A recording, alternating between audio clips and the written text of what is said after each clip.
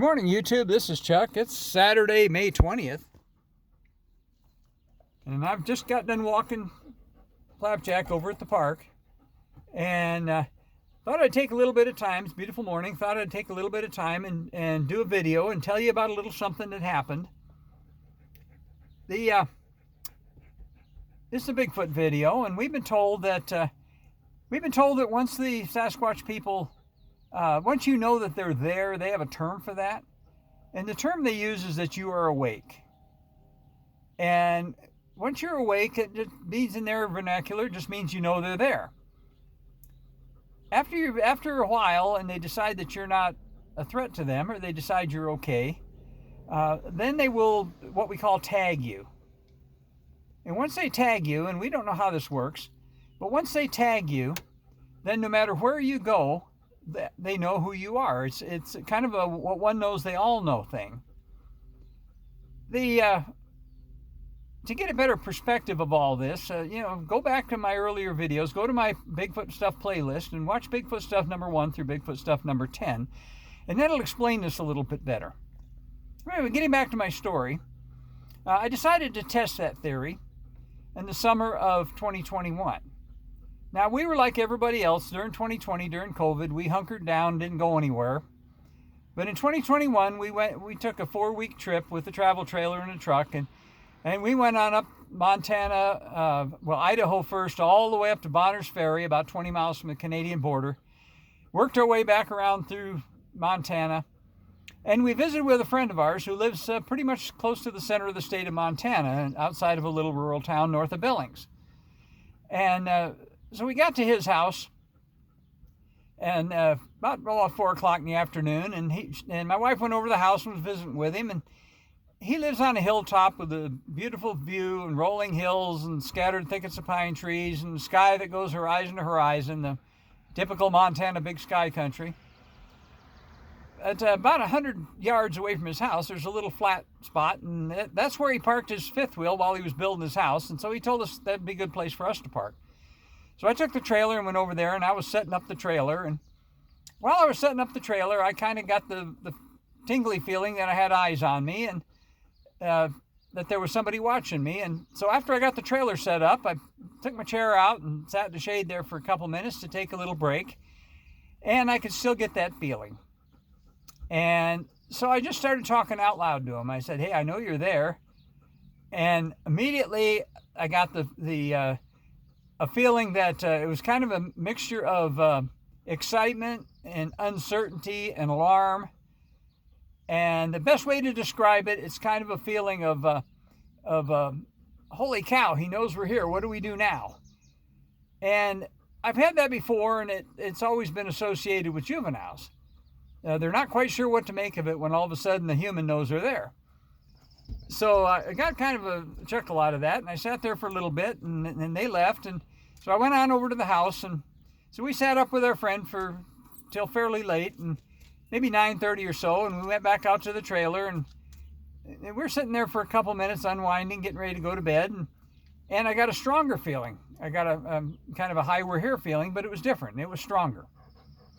So I responded back in mind speak, and would you like me to come outside? And I got an affirmative. So I got up and I went outside and sat in my chair, and I was in the shadow of my trailer. The moon was coming up, and about 30, 40 feet away, very plainly in bright moonlight, was a distortion. And the best way to describe it is kind of a tall oval distortion, probably 7 feet tall. It was in bright moonlight. It was not casting a shadow, but it obviously was an individual standing there. So I asked, "What's your name?" And the name I was given was Larasa. Well, I had just a little bit short back and forth, and then Larasa left. And so we went back inside and went to bed. And we'd already been, we spent a little bit too much time in Idaho, and so we were already on our way headed back down toward Arizona. So we could only stay at our friend's place for 2 nights. So the first night, the rest of the night was uneventful.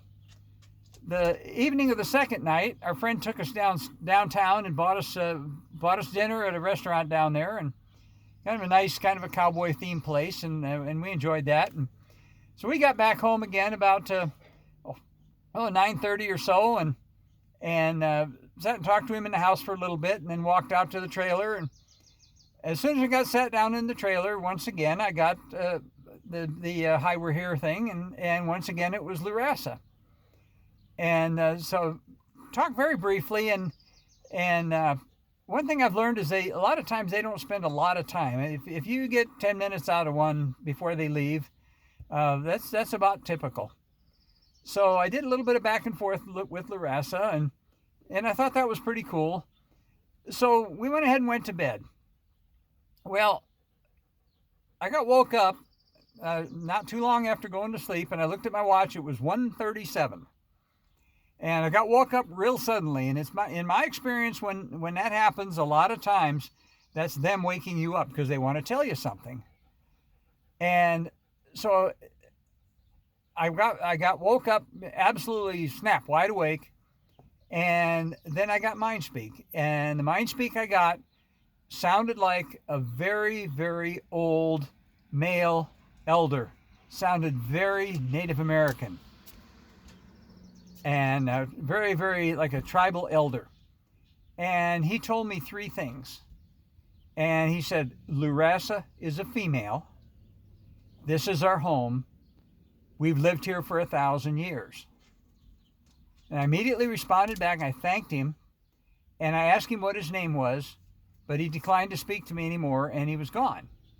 So it was just that quick and that over with. Well, that told me, number one, that, because I was unable to really tell, speaking with Larasa, I originally thought Larasa, it was a female-sounding name, but I thought that Larasa was a male. But he clarified that. And so I thought about that. And so we ended up, we were working our way back home. And about 2 weeks later, I was home.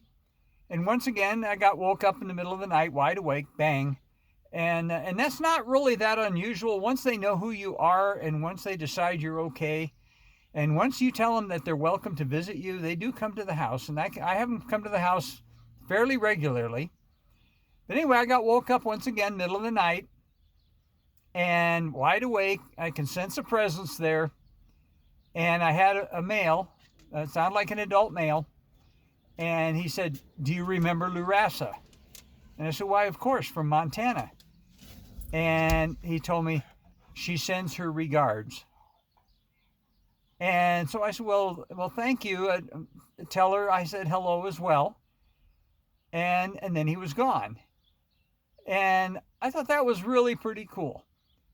So that summer and all my trips, I had encounters and got names in Idaho, Montana, Wyoming, Colorado, and New Mexico. And so that tested my theory and proved my theory to me anyway, that yes, once you're tagged, they know who you are, and you can have interaction with them. Sometimes you might have to remind them, but once they'll back off a little bit, and then they'll go. I guess they go vet you somehow. I don't know how they do that, but they come back and they know who you are, and they know it's okay to talk to you. And I've had that happen in quite a number of locations. So I don't know how long this video has gone along, but it took me a little bit to tell that story. Thought you'd enjoy it. Last night, for some reason or other, the name Larasa popped into my head. So I don't know if they prompted me to tell this story or what happened, but that's how it got in my head and made me decide to talk to you this morning and tell you the story. So right now, I'll tell you as I always do, and love each other, be kind to each other, be kind to yourself. It's a beautiful day. And with that, I'm going to go ahead and pan back around. It's a beautiful morning over here at the park. And I'll just tell you for now, I'll just say peace out until the next one.